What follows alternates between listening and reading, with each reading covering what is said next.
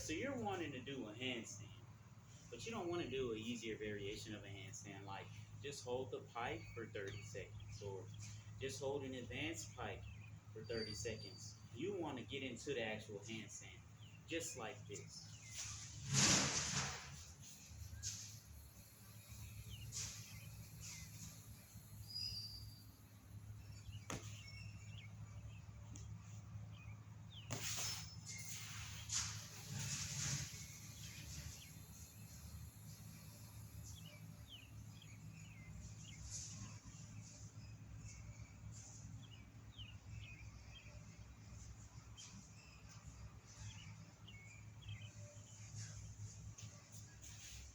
And for you to be able to do that, you're going to need to get into the actual form of a handstand. And yes, you're going to need a wall, because you're not going to start out with good form. I don't even think I have perfect form, because, I mean, at the same time, you get fatigued over time. But you want to get a wall. You want to do something on the wall. You want to do the full form, not no halfway, not no half on the wall. Now, yes, that is really good for total beginners. But when I say total beginners, I mean I can't do over 15 push-ups. You know what I'm saying? 15, 25 push-ups. You can do 50 push-ups. You don't need to do half of it and do this and do that. What you need to do are things that they call a kip up. A kip up, as most people should know, is just where you kick up on the wall with your legs and you hold it for as long as you can. It don't matter if it's 1 second, if it's 5 seconds.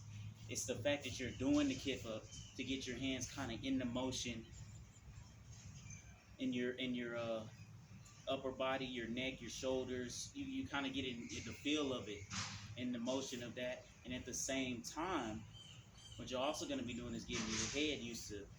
Your head is going to get used to blood getting rushed down. Kind of the pressure is more than versus it is on your feet on a regular basis. So when you switch that, you kind of get a good idea of how that's going to feel, and then you can start practicing doing kip ups more and more. I would start at a general number of doing 5 and doing it for as many sets as you can, but that's for me. So I would say 5 and doing 3 sets.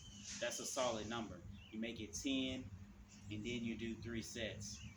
So what I did was 5, as many sets as I could, because what would happen is I would do the first couple.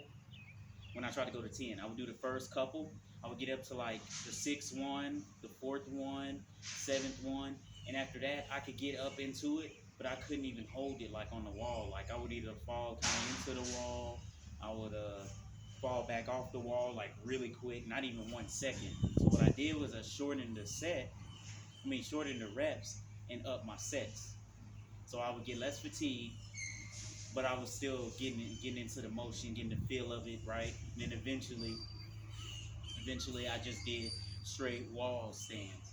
So let me show you the first thing I was talking about, the kip ups. You want to do 5 of these. These are even good to do when you can't hold the handstand anymore, like I did over there, just to kind of keep furthering your advancements without you doing it over there and possibly straining something because you're working it too much, or because you could be just working on balance. So let's get into the kip ups. We got 5. And just watch. I'm going to do a demonstration first, and then we'll go on to the set.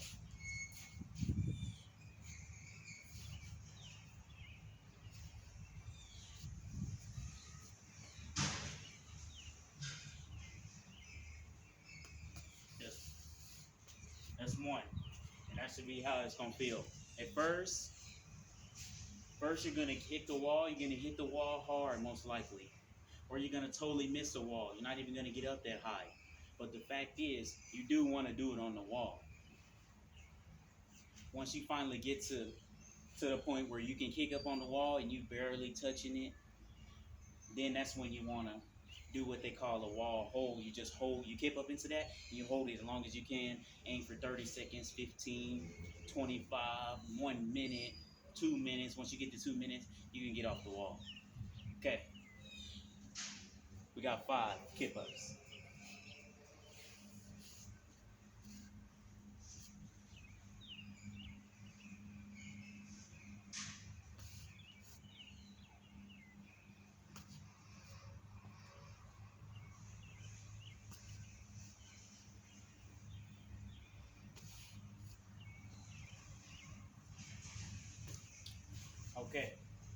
After that 5, like I said, once you can do so many and it starts to get easy, your blood doesn't rush to your head, you don't start seeing stars, then you want to keep up, try and hold for 15 seconds.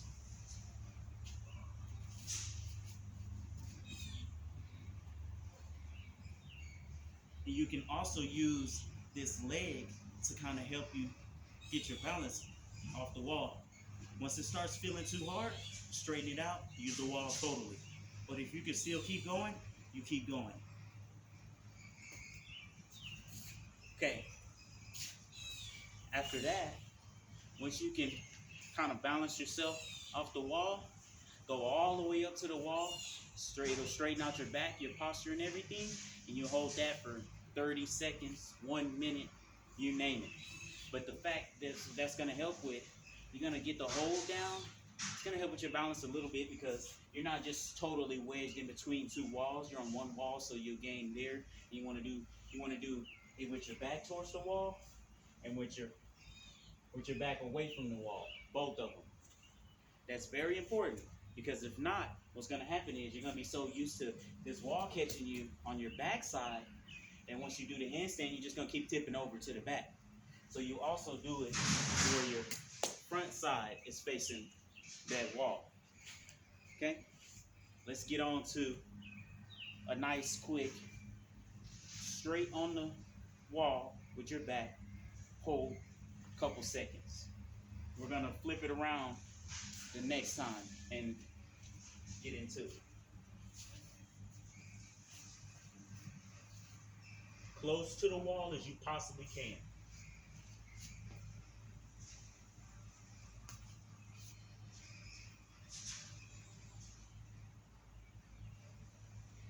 And like I said, this is going to help you kind of get used to holding an actual one. And the same with the other one. Once you get really good and advanced at doing it, you can start walking up the wall to it from a total handstand position. Such as like here, I'm walking up the wall.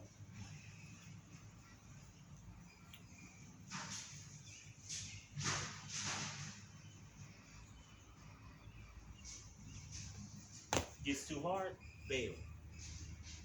You do not, trust me, you do not want to hit your back on some concrete like this.